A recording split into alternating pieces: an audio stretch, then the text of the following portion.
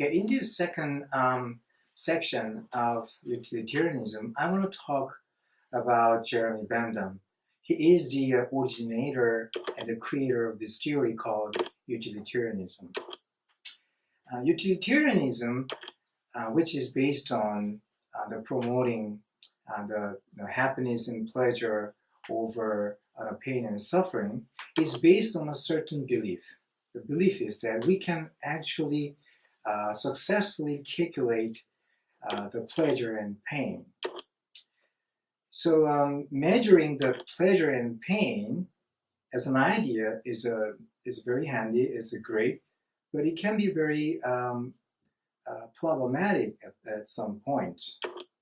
Is it really possible to compare many different kinds of pleasure and pain? Jeremy Bentham, as a philosopher, he believes it is possible to measure these different types of pleasure and pain. And he even believed that we can actually calculate exact amount of this pleasure and pain through his interesting concept known as hedonic calculus. He talked about this concept in his book, Introduction to the Principles of Morals and Legislation in 1789. According to this concept, human suffering and pain, as well as pleasure and happiness, can be measured in a certain quantitative way. But he never clearly differentiated between the quality of pleasure and quantity of pleasure. He always talks about the pleasure and pain in a very quantitative way. The interesting thing about this concept was later adopted by other social psychologists such as Edward Thorndike.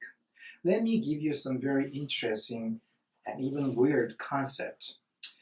Edward Thorndike attempted to measure the possible price list of various types of human suffering or pain experiences. Here is one example.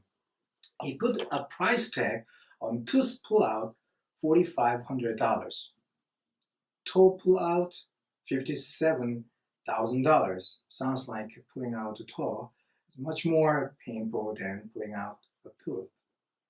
Worm eating, he put a price tag of $100,000.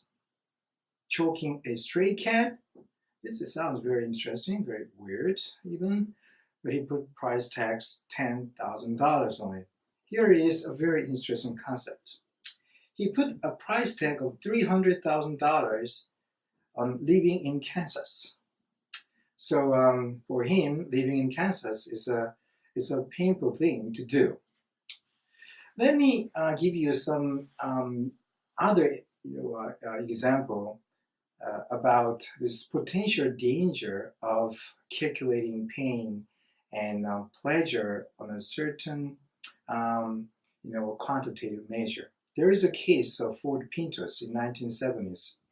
Ford Pinto is a very compact model which developed by Ford Company in 1970s. 1970s, this time the Japanese car makers invaded the US market with the small compact cars. And the Ford Company, they really wanted to defend this market by creating a new model. This model, known as Pintos, was developed in 12 months period. Usually it takes about 24 months, but anyway, they want to expedite this process by minimizing the developing time period. When they successfully developed this model, there was one issue. The issue is because this is a small compact car, in order to make some profit out of it, you have to reduce the cost. As one way of reducing the cost is about taking out some unnecessary parts, but sometimes it can be a problem. There is one specific part of the car which is some kind of a protective panel thing, which costs about $11 at a time. This panel is supposed to be put between the gas tank and rear end part. And whenever the car is involved in a rear end collision, this panel will protect the gas tank from the collision. But somehow they calculated and thought it is better for them to take them out, saving money, right? They were calculating about selling 12 million cars, and this $11 they calculate in such a way we can save over $130 million, something like that. At the same time, they calculate about the possible lawsuit they're going to get from their customers. The interesting thing is that they calculate the human loss. One person is about $200,000, and the possible the injuries and things like that, $67,000, something like that. And they thought that the overall death toll wouldn't go up 100 people, something like that. So by calculating in such a way, they finally decided not to put that necessary parts in the car.